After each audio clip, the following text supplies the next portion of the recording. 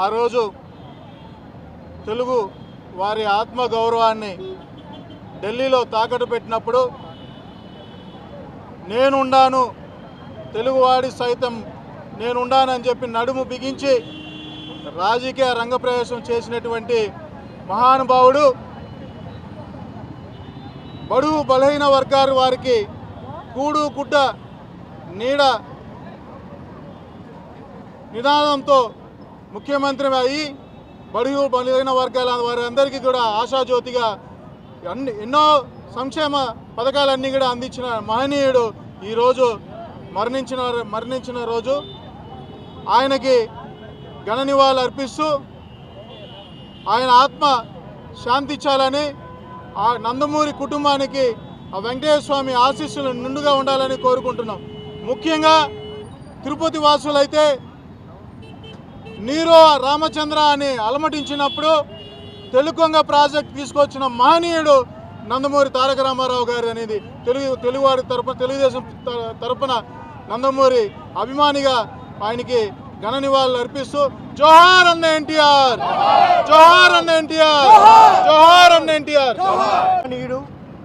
మహానుభావుడు తెలుగు చలనచిత్ర పరిశ్రమలోనే కాదు, నిజ జీవితంలో కానీ మకుటం లేని మహారాజు స్వర్గీయ నందమూరి తారక రామారావు గారు.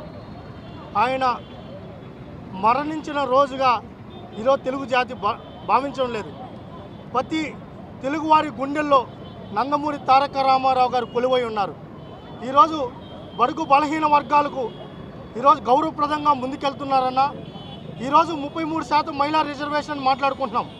అయితే ఆ రోజే నందమూరి తారక రామారావు గారు మహిళలకు గౌరవం ఉండాలి, మహిళలకు చట్టబద్ధత ఉండాలి, ఆస్తిలో సమాన హక్కు ఉండాలని ఆ రోజే ఆలోచించారు. బీసీలకు రిజర్వేషన్ తీసుకొని వచ్చినా, ఈరోజు స్థానిక సంస్థల్లో రిజర్వేషన్ కల్పించిందన్నా, యువతకు ఉద్యోగ ఉపాధి గురించి ఆలోచించిందన్నా ఒకే ఒక్క వ్యక్తి నందమూరి తారక రామారావు గారు. ఈరోజు తిరుపతికి ఆయనకి ఎనలేని బంధం ఉంది.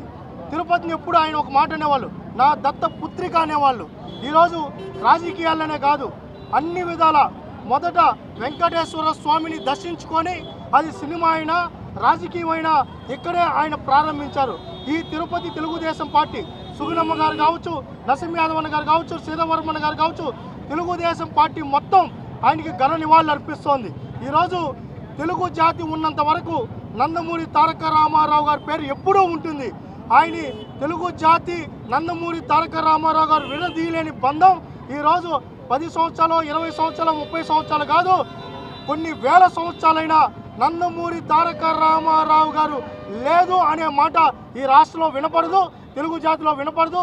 ఆయన ఏదైతే మాకు నేర్పించారో, ఆయన ఏదైతే మాకు ముందుకు తీసుకెళ్లారో, ఈరోజు బడుగు బలహీన వర్గాల విషయంలో కానీ, జాతికి అంకితం విషయంలో కానీ, అభివృద్ధి చేయడం విషయంలో కానీ, క్రమశిక్షణ కానీ ఏ విషయాలైనా ఆయన్ని ఆచరిస్తాం, ఆయన సూచనలు పాటిస్తాం. ఈరోజు మా పార్టీ వ్యవస్థాపక అధ్యక్షుడిగా ఈరోజు తెలుగుదేశం పార్టీ మొత్తం ఆయనకి నివాళులు అర్పిస్తోంది.